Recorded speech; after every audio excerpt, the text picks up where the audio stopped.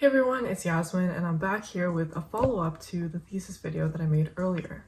I'll just be going into the nitty-gritty of making emails for your potential supervisors, creating an Excel spreadsheet just to keep track of everything, and tips for your eventual interviews. So let's get into it. So with emails, we're going to divide it into initial emails and follow-up emails. When sending out an initial email of interest, we want to make sure that it's brief but still covers all of the points that we want. So for this, I would aim for maybe like 350 words max. We'll divide the email into 5 sections: salutation, introduction, main interests, goals, and then conclusion. So for the salutation, you just want to go for a classic good morning or good afternoon, Dr. XYZ. I also liked adding an extra statement such as hope all is well, just for that extra fluff. But yeah, that's pretty much it for that section. Really simple. Then we have the introduction, and this is where you'll just present who you are. So mention your name, your program and your year, the thesis course and when you plan to take it, and maybe just a one-liner on why you're interested in that supervisor's lab. Again, keep that sentence just pretty brief.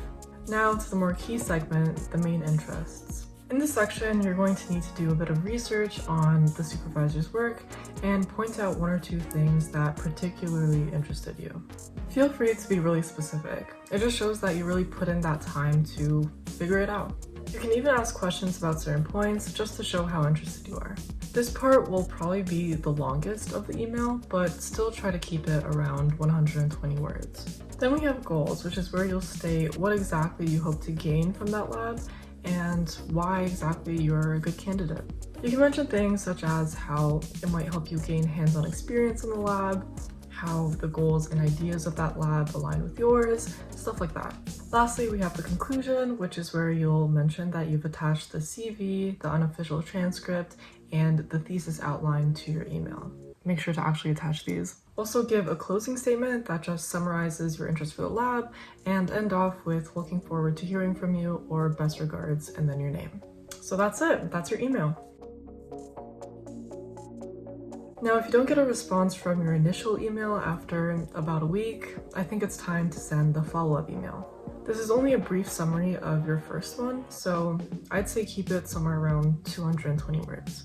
You can even reply to the initial one, and that way you still have the original info attached. For this email, I'll divide it into 3 sections: introduction, main interest, and conclusion. Here, you'll still mention your name, your program and year, your thesis course, and when you plan on taking it, and maybe mention that you sent an email at whatever time you sent that email, and briefly summarize your statement of interest from that email. For main interest, just say that you wanted to emphasize your interest in XYZ, and then just summarize what you had written in the main interests of your initial email here. Then we have the conclusion section, which I would say could be exactly the same as your initial emails, but if you want to change it up, go right ahead. Just make sure that you've attached, again, your CV, your thesis outline, and your unofficial transcript. So that's it for that. Follow-up emails are thankfully much easier to write than initial emails. Now, during the email process, it's super easy to lose track of who has responded and who hasn't, so it's recommended to keep a spreadsheet in order to keep track of everything. I created columns for the following: supervisor name, department they're under, a link to their lab's website, initial email date, follow-up email date, email response, interview date, and current status. So for the follow-up email, I just put the expected date, so a week from the initial email, and it just acted as a sort of reminder. So for the email response section, I would just put yes or no, and then if yes, I would clarify the details of that response. So if it was an acceptance, rejection, that type of thing. The current status section would just clarify the situation at that time. So like if I was waiting for a response or waiting for an interview, etc. You can also highlight the rows just to keep track. So for example, an acceptance would be green and a rejection would be red.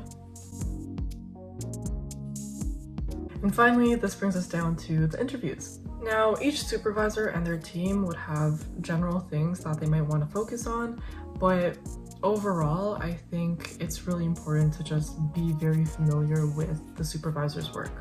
They may or may not ask you questions about it, so it's just best to be prepared. Being yourself can also take you a really long way because It makes you a bit more personable and easier to connect with the lab, so that's always a plus.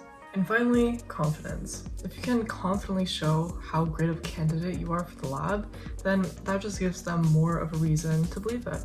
I know these are very general and brief tips, but I promise you they will make the difference in your interview, so just be prepared and go kill it. Now that you have a better idea of what to expect, just try to take it easy and don't put too much pressure on yourself. The thesis process is long, but its ending can give you the opportunity of a lifetime and give you a more hands-on experience in a more realistic setting as well. Just take it step by step and you will get there, don't worry. If you want any additional help with some of the steps in this process, feel free to check out the resources offered by the SSC. They have a variety on Oscar Plus, so I really recommend checking it out and seeing what works for you. Until then, good luck, Marauders. You got this.